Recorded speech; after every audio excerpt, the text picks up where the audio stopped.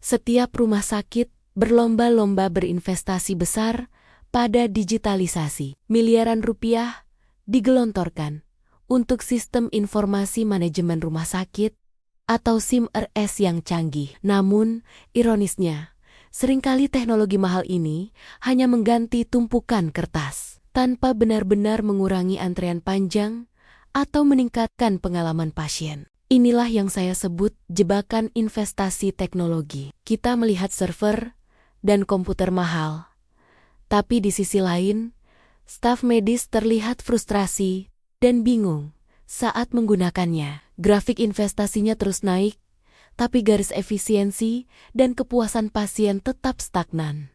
Mengapa ini terjadi? Apakah teknologi yang kita beli salah?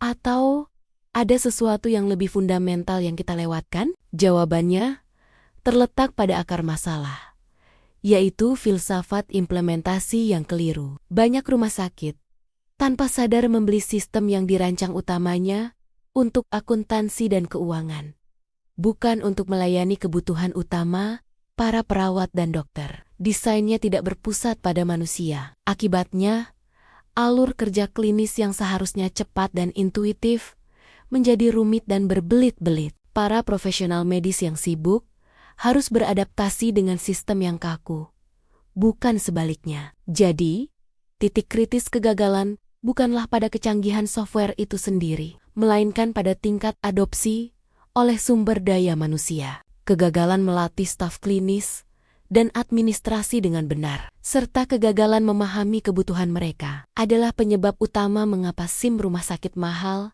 hanya menjadi beban baru, bukan solusi. Lalu, bagaimana strategi investasi teknologi yang cerdas dan benar-benar memberikan hasil? Kuncinya ada pada kerangka 360 derajat yang berfokus pada hasil nyata, bukan sekadar digitalisasi. Pertama, mari kita ubah cara mengukur ROI atau Return on Investment. Jangan lagi hanya menghitung penghematan kertas atau biaya cetak. Ukurlah ROI berdasarkan metrik yang paling penting bagi pasien.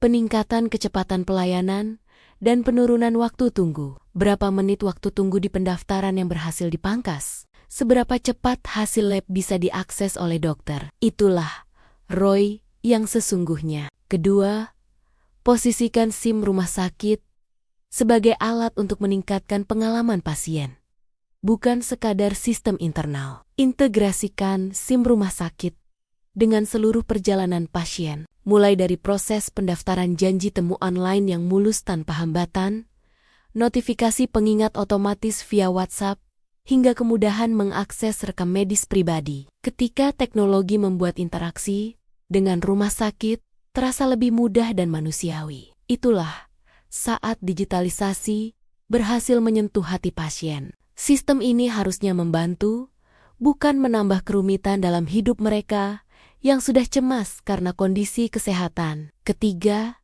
dan yang paling krusial, adalah manajemen perubahan. Teknologi secanggih apapun akan sia-sia jika staf di garis depan menolaknya. Kunci sukses adopsi adalah mendapatkan buy-in dari mereka. Libatkan perawat, dokter, dan staf administrasi sejak awal proses pemilihan sistem. Buat mereka merasa memiliki sistem tersebut, bukan sekadar dipaksa menggunakannya. Berikan pelatihan yang relevan, berkelanjutan, dan fokus pada bagaimana teknologi ini bisa memudahkan pekerjaan mereka sehari-hari, bukan menambahnya. Investasi teknologi yang cerdas adalah investasi yang menyentuh langsung kehidupan pasien dan staf Anda. Jadi, jangan hanya membeli sistem, belilah efisiensi, kepuasan, dan pelayanan yang lebih baik. Ingat, teknologi hanyalah alat. Efektivitasnya bergantung sepenuhnya pada sumber daya manusia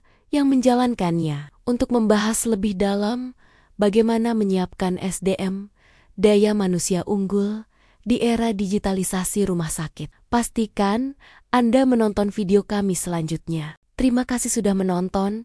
Sampai jumpa di video berikutnya.